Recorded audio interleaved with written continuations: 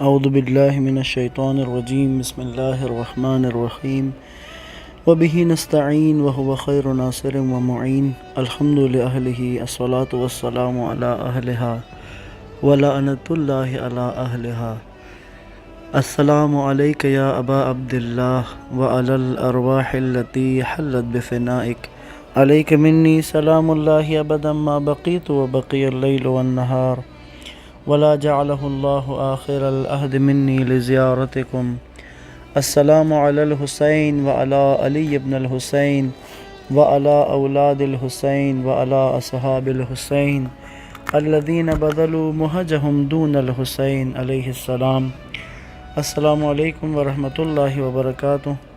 واقعہ کربلا سیریز کی 46ویں قسط ہے اور ہم روز عاشوراء کے واقعات بیان کر رہے تھے، اور امام حسین علی مقام علیہ السلام آپ تنہا رہ گئے ہیں، اور امام کی جو کل ہم نے اپنے اصحاب کے جنازوں پر آ کر ان کو صدا دینا یہاں تک بیان کیا تھا۔ اس کے بعد امام علیہ السلام میدان میں گئے، آپ نے رجز خوانی کی۔ امام نے جو رجز پڑھا اس کا ترجمہ آپ کی خدمت میں عرض کر رہا ہوں۔ امام کہتے ہیں کہ میں خاندان ہاشم سے پاک و مطہر علی کا بیٹا ہوں۔ میرے لیے اتنا فخر کافی ہے کہ میرے جد رسول خدا ہیں جو زمین پر چلنے والوں میں سب سے افضل ہیں۔ خلق کے درمیان ہم خدا کی روشن شمع ہیں۔ میری والدہ فاطمہ بنت رسول صلوات اللہ علیہا ہیں۔ میرے چچا جعفر ہیں جن کو خدا نے 2 پر عطا کیے۔ ہمارے درمیان کتاب خدا نازل ہوئی۔ ہمارے درمیان ہدایت و وحی کا بخوبی ذکر ہوتا ہے۔ تمام لوگوں کے لیے ہم خدا کی پناہ ہیں، اسے ہم کھلے عام اور خفیہ طور پر بیان کرتے ہیں۔ ہم حوض کے مالک ہیں، اپنے دوستوں کو رسول صلی اللہ علیہ وآلہ وسلم کے پیالے سے سیراب کریں گے اور اس کا کوئی انکار نہیں کر سکتا۔ ہمارے شیعہ بہترین پیرو ہیں اور قیامت کے دن ہمارے دشمن خسارے میں رہیں گے۔ امام میدان میں گئے، مبارز طلب کیا، چنانچہ جو بھی آپ سے مقابلے کے لیے آتا تھا اس کو تحت ایک کر دیتے تھے، یہاں تک کہ دشمن کے بہت سے سپاہیوں کو واصل جہنم کیا۔ اس کے بعد جب انہوں نے ہجوم کے ساتھ حملہ کرنے کی آغاز کیا تو امام علیہ السلام نے ان کے فوج کے میمنے پر حملہ کیا اور فرمایا الموت اولا من رکوب العار والعار اولا من دخول النار۔ ذلت قبول کرنے سے بہتر موت ہے اور جہنم میں جانے سے بہتر ذلت قبول کرنا ہے۔ پس امام نے حملہ کیا اور پھر اس کے بعد میسرہ پر حملہ ہوئے، اور حملہ ہوتے ہوئے یہ رجز کہا انا الحسین ابن علی آلیت ان لا انثنی احمی ایالات ابی امدی علی دین النبی۔ میں حسین ابن علی ہوں، میں نے قسم کھائی ہے کہ خود کو حوالے نہیں کروں گا۔ میں اپنے والد کے خاندان کا دفاع کروں گا اور نبی کے دین کی اتباع کروں گا۔ بس اس کے بعد حملہ کیا، بہت سوں کو واصل جہنم کیا۔ امام سجاد علیہ السلام کی ایک روایت ہے کہ یہیں جنگ، اور اس کے بعد امام حسین علیہ السلام جب آخر میں امام اکیلے تھے اور آپ جنگ کر رہے تھے تو چند دفعہ آپ خیام میں واپس آئے ہیں لوٹ کر۔ امام سجاد علیہ السلام سے منقول ہے، آپ نے فرمایا جس روز میرے والد شہید ہوئے اس دن مجھے سینے سے لگایا جبکہ میرے والد زخمی تھے، سراپا خون میں غرق تھے، اور مجھے فرمایا بیٹا میں تمہیں ایک دعا بتاتا ہوں، اسے یاد کر لو۔ یہ دعا مجھے میری والدہ فاطمہ زہرا صلوات اللہ علیہا نے تعلیم دی تھی۔ انہوں نے رسول خدا نے جبریل سے نقل کی ہے کہ جب کوئی بڑی حاجت، سخت غم اور کوئی دشوار کام ہو تو یہ دعا کہو۔ یہ دعا مشہور ہے، امام حسین علیہ السلام کی دعا جو چوتھے امام کو امام نے وصیت کی تھی، اور یہ مشکلات میں پڑھی جاتی ہے۔ میں دعا پڑھ رہا ہوں انشاءاللہ۔ بسم اللہ الرحمن الرحیم۔ بحق یاسین والقرآن الحکیم وبحق طٰہٰ والقرآن العظیم یا من یقدر علی حوائج السائلین یا من یقدر علی حوائج السائلین یا من یعلم ما فی الضمیر یا منفسا عن المکروبین یا مفرجا عن المغمومین یا راحم الشیخ الکبیر یا رازق الطفل الصغیر یا من لا يحتاج الى التفسیر صلی علی محمد و آل محمد وافعل بی کذا و کذا۔ بس یہ دعا ہے، اگر کوئی حاجت ہو، کوئی مشکل ہو، کوئی غم ہو، کوئی دشوار کام ہو تو امام حسین علیہ السلام کی وصیت ہے یہ دعا، تو اس دعا کو کہنے سے، پڑھنے سے، سمجھنے سے، اس میں غور کرنے سے مشکلوں کے عقدے کھل جاتے ہیں۔ امام علیہ السلام خیام کی طرف آئے رخصت کے لیے، خیام کے قریب آ کر آواز دی، یا سکینہ، یا فاطمہ، یا زینب، یا ام کلثوم، علیکن منی سلام، اے سکینہ، اے فاطمہ، اے زینب و ام کلثوم، تم سب پر میرا سلام ہو۔ کہ جب یہاں پر آئے، بیویوں نے آ کے ملاقات کی امام سے، بچوں نے، ظاہر ہے کہ یہ ایک ایسا موقع ہے، ایک ایسا مرحلہ ہے کہ جو امام تنہا رہ گئے ہیں، ان بیویوں، ان بچوں کے، ان خواتین کے سروں پر اب کوئی نہیں ہے سوائے سجاد کے کہ جو بیمار ہیں۔ بس اب جب یہ ملاقات کے لیے آئے تو بہت ساری باتیں ہیں۔ جناب سکینہ نے کہا، بابا اب آپ کے سوا تو ہمارا کوئی نہیں ہے، کیا آپ بھی مرنے کے لیے جائیں گے؟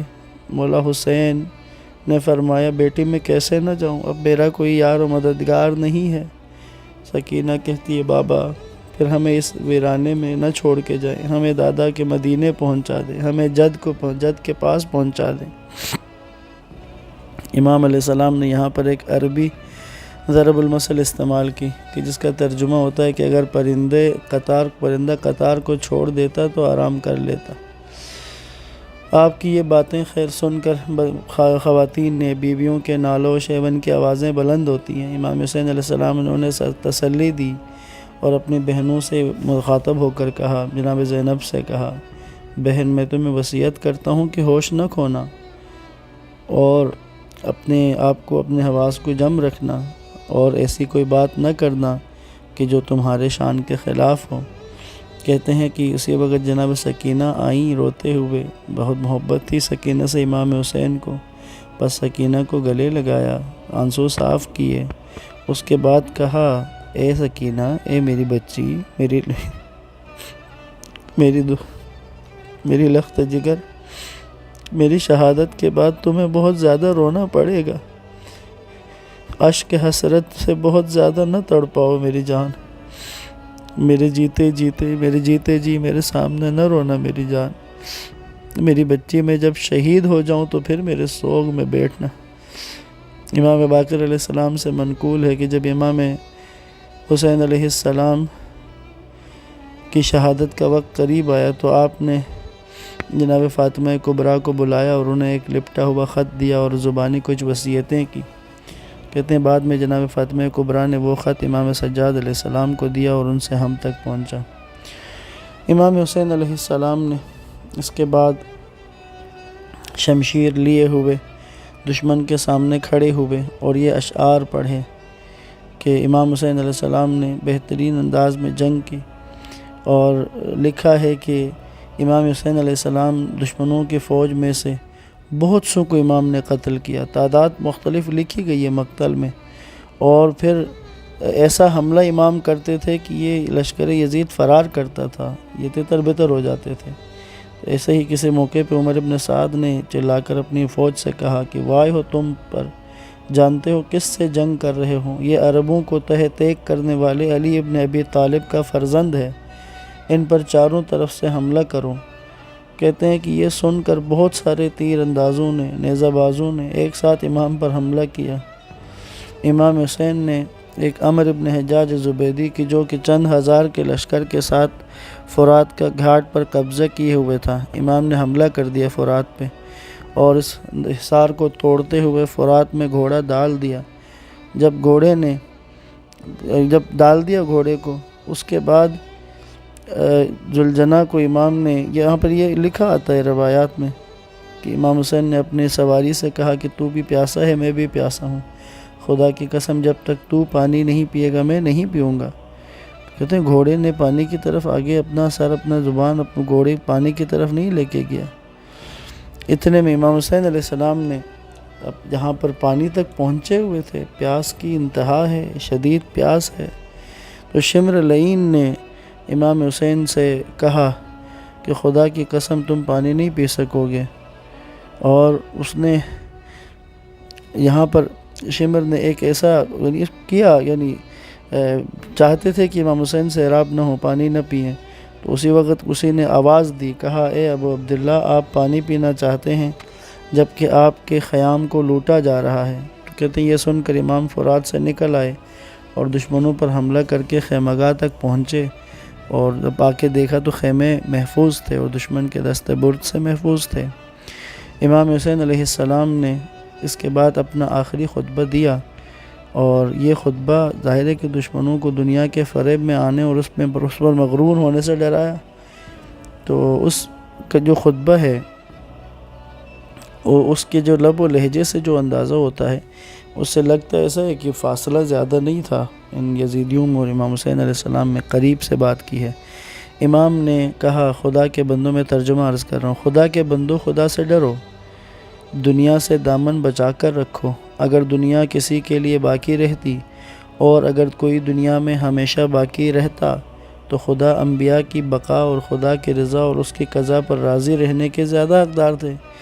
یعنی اگر اس دنیا میں ہمیشہ ہمیشہ رہنا ہوتا تو پھر اللہ اپنے انبیاء کو ہی رکھتا ہمیشہ ہمیشہ، کیونکہ وہ زیادہ اس بات کا حق رکھتے تھے۔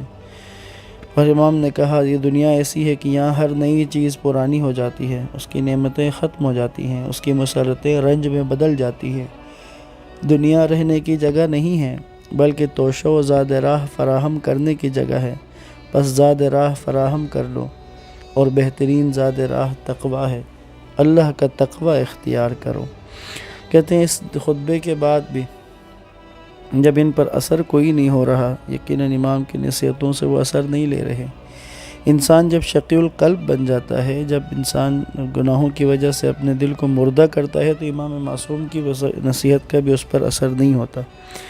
پھر امام حسین علیہ السلام دوبارہ خیمے میں آئے، اپنے اہل بیت سے رخصت ہوئے، انہیں صبر و شکیبائی کی تلقین کی، خدا کے اجر و ثواب کا وعدہ کیا۔ اس کے بعد فرمایا اپنا لباس پہن کر بلاؤں کا مقابلہ کرنے کے لیے تیار ہو جاؤ اور سختیوں کو برداشت کرنے کے لیے آمادہ ہو جاؤ۔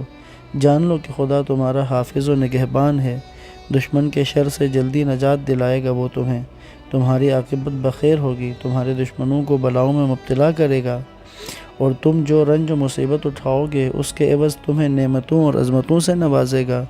بس زبان سے شکوہ نہ کرنا اور ایسی بات نہ کہنا کہ جس سے تمہاری قدر گھٹ جائے۔ اس کے بعد امام علیہ السلام نے فرمایا میرے لیے ایسا لباس لاؤ کہ جو اتنا پرانا اور بوسیدہ ہو کہ کوئی اس کی لالچ نہ کر سکے، میں اس کو لباس کے نیچے پہنوں گا تاکہ اسے کوئی نہ اتارے۔ چنانچہ ایک ایسا لباس لا کر دیا گیا جو نسبتاً تنگ تھا۔ آپ نے جب اس لباس کی تنگی دیکھی، ٹائٹ تھا لباس، تو امام نے کہا نہیں یہ لباس ذلیل لوگوں کا ہے۔ تو پھر ایک نسبتاً کھلا لباس آپ کے لیے لایا گیا، تو پھر آپ نے وہ پرانا لباس لیا، اسے پارا پارا کر کے پہن لیا۔ اس کے بعد جب میدان کی طرف جانا چاہتے تھے تو اس وقت اپنی چھوٹی بیٹی جناب سکینہ کی طرف متوجہ ہوئے، جو عورتوں سے الگ ہو کر ایک گوشے میں بیٹھ کر بین کر رہی تھی۔ اس کے قریب گئے، اسے تسلی دی۔ بس اس کے بعد امام حسین علیہ السلام نے میدان کی طرف رخ کیا ہے۔